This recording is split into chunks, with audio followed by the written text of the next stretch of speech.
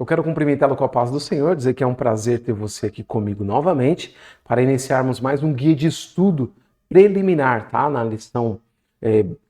lições bíblicas da CPAD, classe jovens, lição de número 8, a singularidade de Israel nos últimos dias. Tá lembrando que o guia de estudo não é uma aula completamente desenvolvida, mas sim o levantamento dos destaques previamente, que você possa, quando abordar a lição toda, você já saber o trajeto pelo qual o comentarista vai passar. Isso diminui o seu tempo de absorção do conteúdo, porque você já tem a estrutura da lição em mente, tá bom? E aí, o meu pedido para você é que curta, compartilhe e divulgue também, né, esse tutorial com quem você achar que pode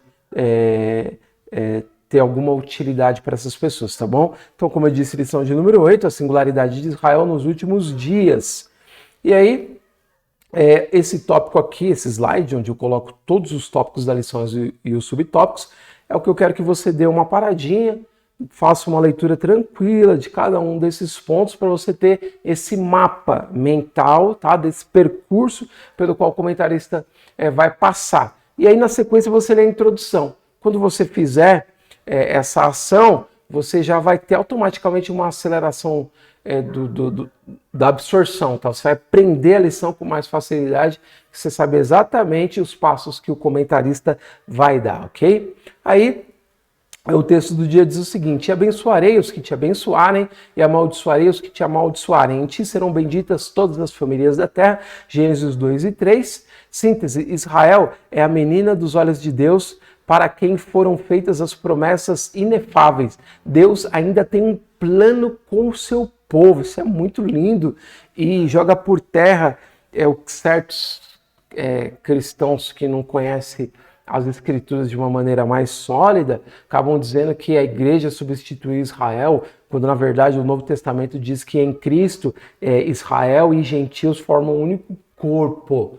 O que há diferença é naquilo que Deus tem para tratar com Israel ao longo da história das promessas futuras e com os gentios de maneira separada. Mas no que diz respeito a pertencer a Deus como herança, somos um só em Cristo Jesus, ok? E aí o texto bíblico, Salmo 89, 29 ao 34, você pausa aqui e faz a sua leitura.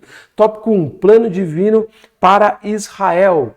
Ponto 1, um povo escolhido. Meu destaque: é importante lembrar que os babilônios, assírios, filisteus, edomitas, amalequitas, dentre tantos outros que quiseram destruí-lo, foram objetos de juízo e hoje já não existem mais.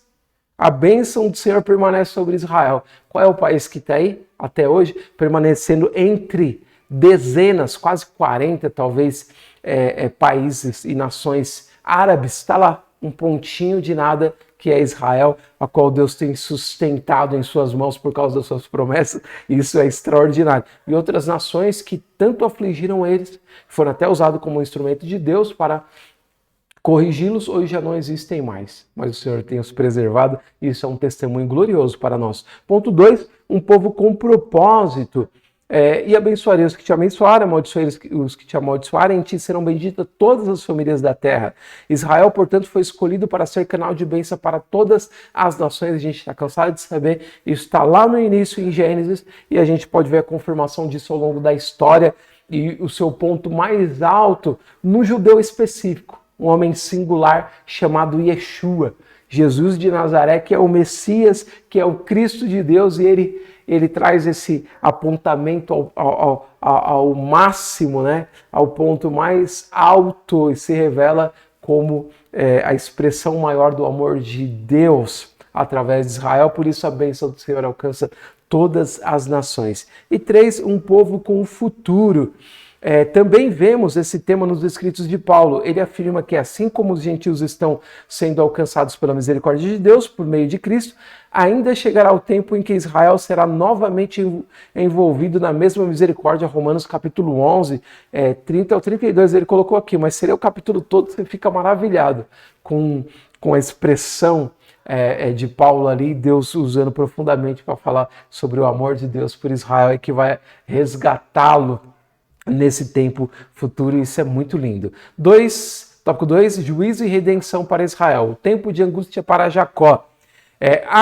Porque aquele dia é tão grande que não houve outro semelhante. E é tempo de angústia para Jacó. Ele, porém, será salvo dela. Jeremias 30, versículo 7, que vai apontar para o futuro da história, né? Para o desfecho da história, quando o Senhor o salvará definitivamente. 2, o tempo da vitória de Jacó. As Escrituras Sagradas afirmam que todas as nações vão se unir para pelejarem contra Jerusalém. A cidade será tomada e as casas serão saqueadas e destruídas, Zacarias 14, 2. Contudo, haverá um tempo de glória e restauração para Jerusalém. Isaías profetizou dizendo que a cidade de Davi será um centro de adoração para as nações. Isaías capítulo 2, versículos 2 e 3. E o ponto 3, o tempo de glorificação de Jacó.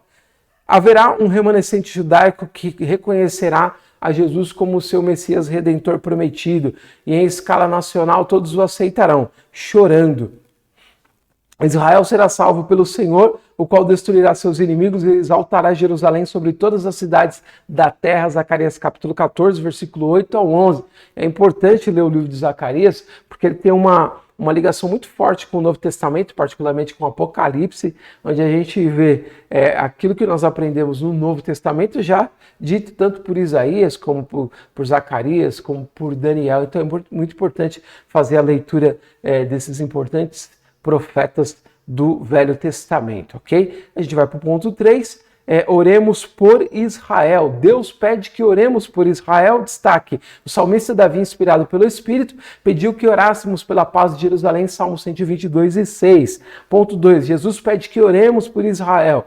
Num sermão profético, Jesus pediu oração para que a fuga dos judeus às vésperas da batalha do Armagedão não acontecesse na estação do inverno e que esse dia específico não fosse sábado, Mateus 24 e 20. E 3, o ódio do inimigo por Israel. Destaque: à primeira vista pode parecer apenas uma antipatia contra os judeus. Entretanto, trata-se, na verdade, de um ódio estabelecido a partir de uma inspiração diabólica. O Senhor deseja que o povo de Israel seja alvo das nossas orações e amor, pois temos uma grande dívida com ele, que e sempre será canal de bênção para os povos do mundo. Gênesis 12, 3. Foi escolhido como nação para abençoar e cumpriu nesse sentido seu papel. Não ficou como o exemplo que o Senhor queria por conta de uma migração daquilo que era a simplicidade da lei e do servir a Deus. Miqueias capítulo 6, versículo 8, por exemplo, o que é que ele pede de ti, homem, senão que pratiques a justiça, ames a misericórdia e ande humildemente com seu Deus. Então, é isso que Deus queria deles e, de certa forma, eles abandonaram isso, se apegando completamente a preceitos. Mas a bênção deles chegou até nós através de Jesus. Então, isso é muito lindo e extraordinário, tá bom? A conclusão diz o seguinte: Israel é um povo escolhido por Deus. Os descendentes de Abraão receberam as promessas do Senhor e um grande propósito, como vimos nessa lição. Deus ainda tem planos com o seu povo, que terá um encontro com ele em meio a uma terrível dor. O Altíssimo completará sua obra com o povo de Israel, restaurando. Glória a Deus. Eu espero ter, de alguma forma, ajudado a cada um de vocês também no levantamento dos destaques dessa lição. Desejo a todos uma excelente aula e aí um excelente estudo, né, até essa aula a partir desses pontos que nós levantamos aqui. Deus abençoe, nós nos vemos na semana que vem, se Deus quiser. Até lá!